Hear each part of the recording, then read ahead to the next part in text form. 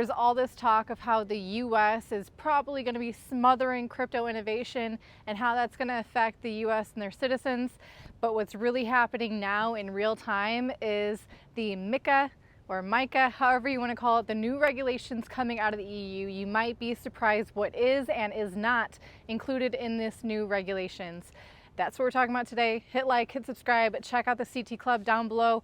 We are keeping our members informed of everything we're doing with our cryptos and why and how situations like this are affecting our decisions, or are they? Furthermore, a bit of a celebration here. One of the coins that we got into a few months ago is up 34%.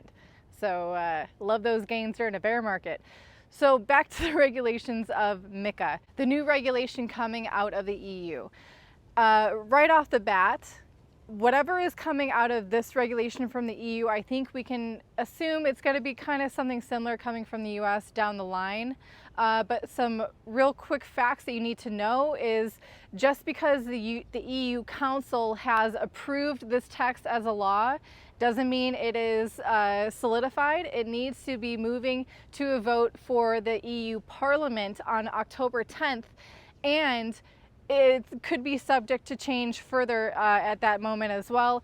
If the EU Parliament on October 10th reads it, approves of it, votes yes, then it will be written into law basically by next year, and by as early as 2024 or sometime within the year 2024, that's when we can expect to see this actually begin to be rolled out. So still have a couple years before this actually comes to fruition, if it does, as we are reading it today. I will be providing a link to the full all the regulations that they're proposing. It's, if you have the time, and if you're a European citizen that's involved in cryptocurrencies, I definitely recommend that you read this. It's over 380 pages, but it's worth your at least to peruse through it and see what catches your eye. I am going to give you a little bit of a rundown of things that caught my attention from what I was able to read. I wanted to also, right off the bat, there's been some misinformation being spread about regulations coming from wallet providers to give up know your customer information, know your personal identifiable information from wallet providers, as in ledger wallets, hardware wallets, software wallets. There's a lot of misinformation that these are called non-custodial wallets, the wallets that you yourself have ownership over your private keys. These wallets are not included in this regulation. There's a lot of misinformation saying that all of a sudden now, you know, to generate a Bitcoin wallet, you're going to need to go through KYC. That is false in the EU.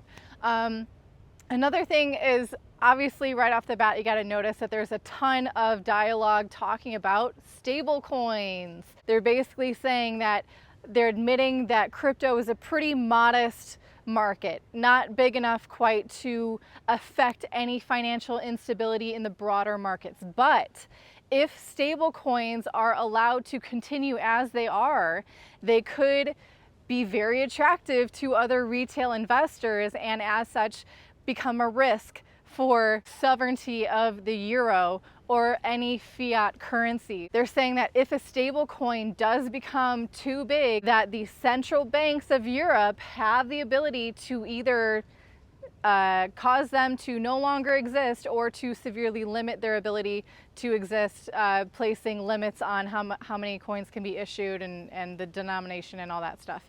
So really interesting. Also, a lot of information about exchanges, cryptocurrency asset providers, whatever they're calling them, basically centralized exchanges, requiring them to, again, collect a lot more information from their users if they are either based in the EU or servicing EU users. Some interesting language here, basically saying that centralized exchanges cannot use user funds on their own account. Probably easier said than done to enforce that. Just like everything that is in this regulation, you got to take it with a grain of salt. Personally, I'm not excited by any kind of heavy-handed regulation or kind of influence over the beautiful free market that cryptocurrencies are. You know, obviously a lot of language with this regulation saying it's required to for crypto to, really blossom, basically. And you got to roll your eyes at that, because what this regulation is going to do is going to encourage a lot of people to become very lazy and say, oh, if the EU's regulating it, there's no more scammers. There's no more way I can lose money. Scammers are everywhere. They always will be.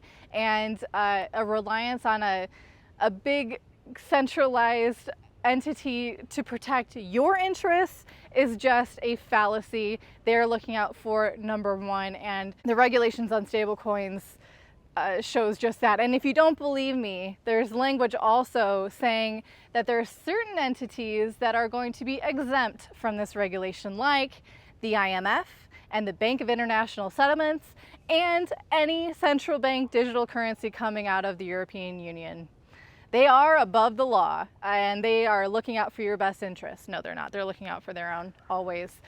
Basically, what they're trying to do is turn all of crypto into what their CBDC will be: very privacy invasive, very cumbersome, not free, not peer-to-peer, not decentralized. But there are some surprising language. Again, it sounds like they're trying to look out for the end user, but it's going to come at a big sacrifice of your privacy. You got to know that. Again, what they were saying about centralized exchanges, how they can't use user funds. Also, there's some regulations talking about coin offerings and how there's going to be certain rights for those people who are investing in these coin offerings. It sounded like they're trying to mitigate, rug pulls. Also, it was kind of comical. They're like requiring certain coins, if they meet certain thresholds, to have a white paper that's been, approved. Anyone who's been in crypto for the past 5 years, through the ICO phase, white papers are a complete joke. Anyway, that's my brief overview of the new MiCA regulations. This is not set in stone yet. Parliament still has to vote on it on October 10th, and we will keep you posted as always. Please hit like, hit subscribe. See you later.